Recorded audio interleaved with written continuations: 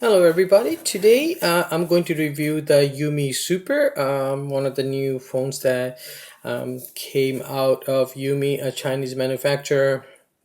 I bought this from eBay, ebay.de. It cost me 197 euros. To tell you the truth, for 197 euros, it looked like a pretty good specs and whatnot. It had 4,000 milliampere hour battery, which is great. It is industry leading, really. It also has full metal body, unibody construction, fingerprint scanner. As you can see, it's a pretty decent looking phone. As you can see, it also has the so-called 2.5D screen. One thing I should mention about this is that it is 197, so it's a sub 200 euro phone. So there are gonna be some compromises. All in all, not a bad phone, I must say. If you're into gaming, you can pretty much throw anything at it. It comes with Helio X10 octa-core. I know it's a bit about an older processor, but still pretty fast, and has 4 GB of RAM, so that's also nice. Pretty much has everything you can throw at it. It only has full HD, so 1080p screen, not quad HD, but in my opinion quad HD is super overrated anyway. So here's the phone. I have been using it for what is it, about 2 months. So I'll give you some actual things about how I feel about this and whatnot. So this is what it comes with. It comes with this this tin, biscuit tin type of box, pretty fancy looking. Inside, all you're gonna find is pretty much the the phone, a manual, a little box, sorry, a little plastic packaging that the thing comes in. Your charger goes there, your cables go there, and a SIM card remover. That's pretty much it. Pretty simple. Nothing special. No headphones or anything like that. It does come with fast charging, and it is pretty fast. With 4,000 milliampere hour battery, frankly, do you really need fast charging? At night it charges pretty fast, but that's okay. And I found it's a pretty decent charger, I suppose, as far as chargers go. USB type C, I should also mention that the sound produced on it, the stereo sound, is actually not the best. If I had to let's per se grade it, I would say 6 out of 10. Okay, now the other things, the screen. Something I noticed about the screen is pretty vibrant, but if you look at the screen under, let's say the fluorescent light, and you can see the capacitors, it's really bothered me at the beginning, but then within a day I stopped noticing. But you do see that. I have never seen that before. You could see the little squiggly lines of the capacitors on the screen, which is rather odd. I wonder if I can show it. I know it doesn't show up. Okay, so in terms of the resolution, it's pretty decent. As you can see here, okay, it's not bad. This is turned down quite a bit. Let's see if I can turn it up. Where is it at? Okay, let's turn it all the way up. It's nice and bright, but mind you, it is a bit hard to see in full sunlight, but not to a point that you cannot see. I remember having the first generation of what was it, Moto X or something like that, and oh god, it was pretty horrid. So the screen is pretty nice, but except for that little capacitors that you can see, not in every light. It has to be very strong fluorescent light, and I've never seen that before. I've checked other phones, but I've never seen it before. Now, battery is amazing, but I would say from time to time, if your Bluetooth is continuously searching for something, or you're disconnecting to a lot of Wi-Fi, for some reason battery would drop unexpectedly. Like it would go from 70% to like 30% within, I don't know, this hour and a half, and then it would slow down. So I haven't actually found a reason why it did that. It just somehow did that. So all in all, it was actually a pretty decent phone for sub 200 euro. I cannot complain, but here's the bad thing.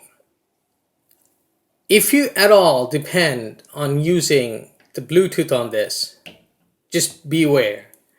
It's kind of shit Bluetooth. Mind you, the latest update have fixed a lot of the Bluetooth issues, but let's first say if you have the range is pretty much for me like 2 meters. 2 meters out and it loses signal. It's absolutely horrid. I cannot believe how crap the Bluetooth was. Oh, and Wi-Fi is also very it's not piss poor as per se. I would give it probably like again 7 out of 10.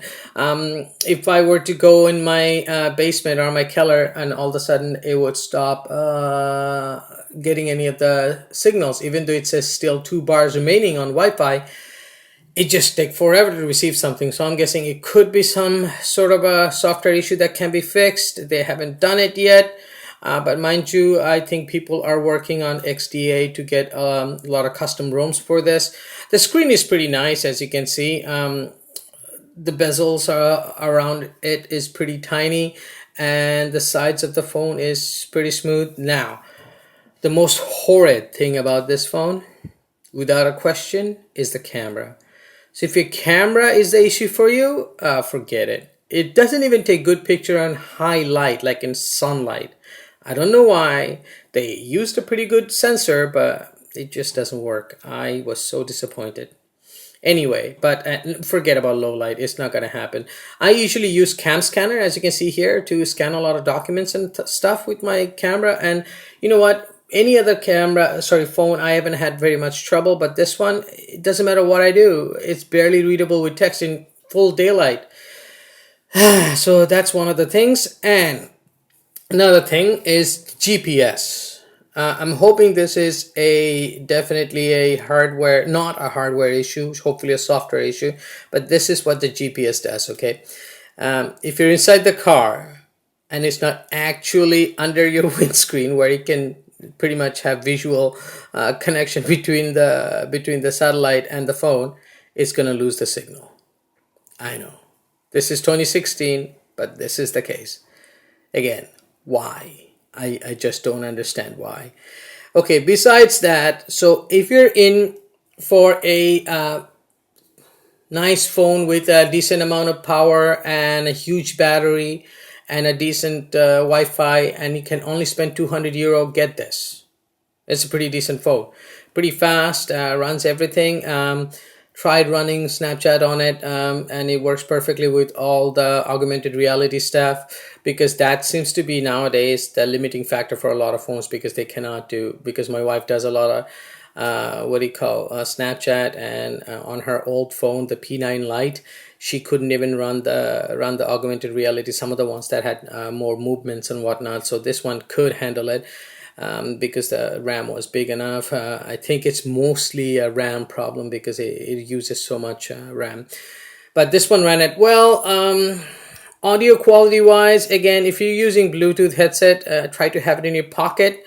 And the oddest thing is when I sit down and let's just say my phone were to get stuck between my leg and my upper body, and somehow the top part got blocked, it somehow dampens the Bluetooth signal and it would stop broadcasting. So that's kind of sucks.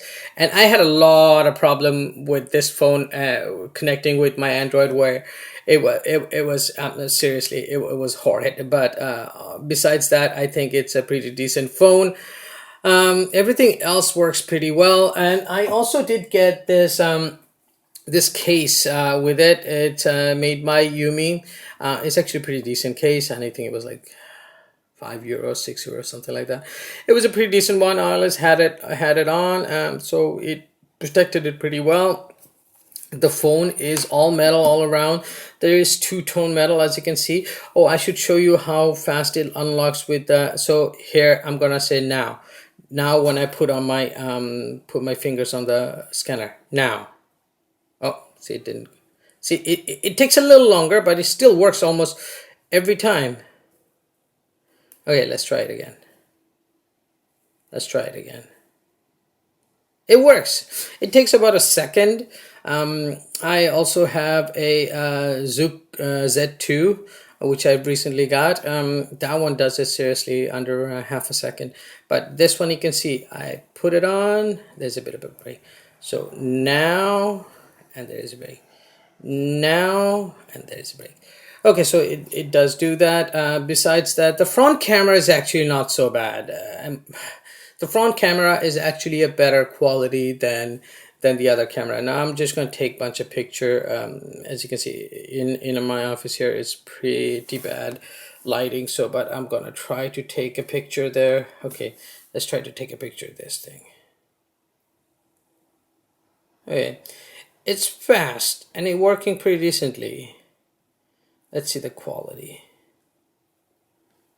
Okay, as you can see, the quality is not the best. Yeah, see? The quality is not the best. Okay, let's try it one more time because maybe it was focusing on something else. Let's see if it focuses on that one. The focusing takes a bit longer too. Okay, now let's look at the quality. Okay, so I took a picture of that. Okay, it's decent and there's quite a bit of light. So if you're okay with that, then go for it. It's supposed to video in 1080p. The videos are, well, again, it is a sub 200 euro phone, so you can't expect a whole lot out of it. Let's per se, okay, let's start taking videos. Was it taking videos? I can't tell. Yeah, it's taking videos. Let's take a look. Let's move it a bit. I'm gonna move it. I'm gonna move it this way, move it that way, move it this way again. Okay, now let's stop it and play it. See, don't care, just play the damn thing. Okay, it's not playing, but I'm pretty sure we can play it some other way, maybe through some sort of player. Okay, that's not a big issue. I will figure that out. Hopefully I can play you guys the okay, let's see. I think the photo should play it nonetheless. There we go. Yeah, it's taking videos. Let's make this go to auto rotate. Yeah, it's taking videos. Let's take a look. Let's move it. Okay, so in highlight, it's actually not so bad, as you can see. There is a bit of a stuttering, but again, at 1080p, you're going to look at some sort of stuttering anyway. Okay, so as you can see, it still works. One of the cool things about this phone is that there's obviously no visible buttons except for this glowing indicator button. I don't know if you can see it glowing right now. Oh, there we go. It glows blue when I have new emails and what have you. So let's just clean those out so you can see the other glow, the white glow, which you're gonna see most of the time. Okay, so it glows white. So that one is your home button, and if you press and hold it, it becomes your all recent apps, which is nice. And then besides that, you would still have, let's per se, back button here, and also pressing here is weird, but not really unuseful. Press that, it goes into how you press and hold on a screen to change wallpaper, add widgets, and what have you. So all in all, the screen is great, very sharp.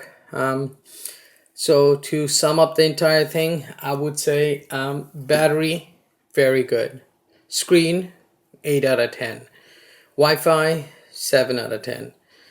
Bluetooth, 6 out of 10. Build quality, 8 out of 10. Price, 10 out of 10. Fingerprint scanner, 8 out of 10. Cameras, I don't know. I would have said 5 before, but now I'm going to say 7 out of 10. Because maybe the new update fixed it or something like that. And it does take dual SIM card. It takes, if I'm not mistaken, micro SIM card. Yes, I'm pretty sure it does take a micro. No, it's a nano. 2 nano or a nano and a SD card. I think, if I'm not mistaken, this one has 32 gigabyte, and you can add up to 128 gigabytes of SD card. All in all, again, I said I got 2 days of battery out of it very easily for a sub $200 phone. It's not bad. Oh, by the way, this is a rather heavy phone. I'm guessing it will be like at least 170-gram range. But again, it's a pretty big phone, so it kind of feels solid in your hand. The price you cannot beat. It comes in this gray metallic color and silver accent, and there's another one that's gold, and I think there's a Euro edition that has an ugly blue. But hey, if that's your color, I'll riff you on that one. There's again an extra button there. You can program it. I'm pretty sure you're gonna need a third party app for that, but it just launches your camera, which is an easy thing, but I find myself pressing that a lot without thinking about it. The case is kind of nice because sometimes I can't tell where the fingerprint scanner is. With the case, you know exactly where it is. Just my little thing. And sadly, no IR blaster on this one, but it does have a microphone, and there's also noise cancellation microphone there. Besides that, man, what can I say? It's a decent phone if you think that's what you need, and frankly, I cannot complain. But again, the GPS is actually pretty bad. GPS is pretty poor, so GPS and Bluetooth are the down parts. Besides that, it's all a go. Please give a thumbs up, and leave any questions if you have any. I would love to talk to you guys. I'm just a regular guy, man, just doing a bunch of reviews because I'm really into phones, and I have when friends or relatives get phones, I say, hey, can I do a review on it? And they're like, okay, cool. And so I'm gonna try to get more. I'm gonna give you real straightforward answers in terms of none of those benchmark things, because they don't mean much to me anyway. I'm going to tell you exactly how it is to use it, and what annoyed me about it, and what I liked about it. Okay, so thumbs up, and talk to you guys later.